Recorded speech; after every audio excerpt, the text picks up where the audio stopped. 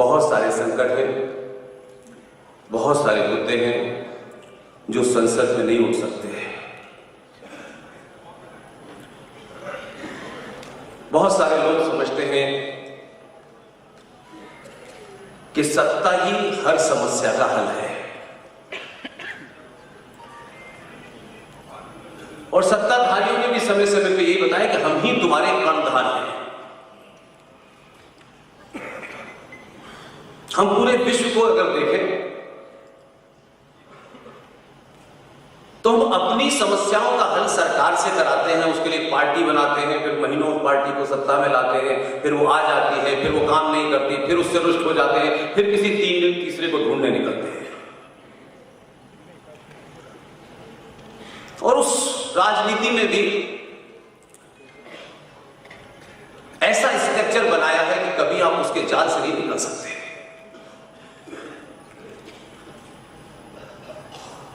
इसलिए जो आपकी अपनी शक्ति है, चाहे वो गरीब हो चाहे वो अमीर हो, सबने मिलकर कोशिश की है कि आपको अपनी शक्ति का भान न हो और बार बार उनको लगता है कि हमने आपके लिए ये किया है। हमारे समाज का एक भी इंस्टीट्यूशन, कोई एक इंस्टीट्यूशन ऐसा नहीं है जो सच बोलता हो। सबकी दुकानें हैं अलग अलग। या तो सच पता नहीं है और सच पता नहीं है तो मेरा कहना है कि ना बोलो तो ज्यादा अच्छा है। अब आपने मुझे बुलाया है और आप मुझसे उम्मीद करें कि मैं अर्थव्यवस्था पे बोलूंगा तो मैं हाथ जोड़ के चला जाऊंगा। मुझे मन से कहने में ये कोई तकलीफ नहीं है कि अर्थव्यवस्था पे मैं बोल ही नहीं सकता। जो आदमी हाई स्कूल में मैथमेटिक्स में 3 नंबर की ग्रेस मार्क्स से पास हुआ वो अर्थव्यवस्था पे बोलेगा। लेकिन हमको सार्वजनिक मंचों से खड़े होकर के ना कहने में तकलीफ होती है। लगता है पता नहीं बौने हो जाएंगे, छोटे हो जाएंगे। जो जिस विषय का जानकार है वो उसके अलावा सब जानता है, इसलिए पूरा समाज झूठ बोलता है,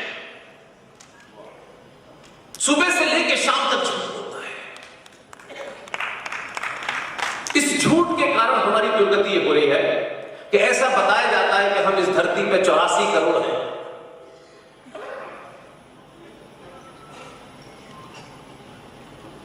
गिनती से कभी कोई बड़ा नहीं होता।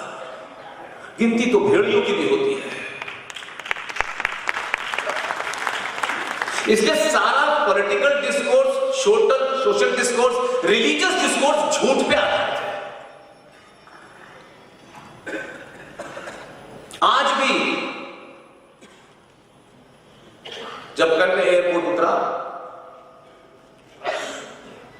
तो मुझे नहीं पता था कि मुझे किसने बुलाया है। मैं किसी का चेहरा नहीं पहचानता था।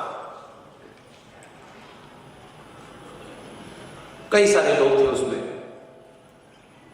फिर मैं एक घर गया किसी के, उसमें कोई कम से कम 3 पीढ़ियां थी और 20-22 साल के बेटे बेटियों को मैंने देखा। इस 12-13 साल के सफर में मैंने ऐसा परिवार नहीं देखा। वो अगर यहां बैठा होगा मुझे लगता है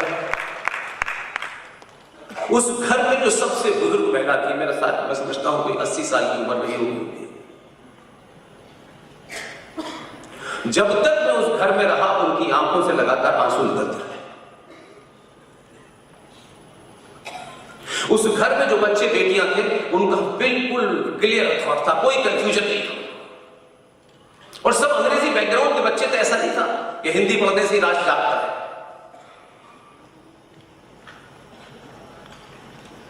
लेकिन सबसे बड़ी बात यह है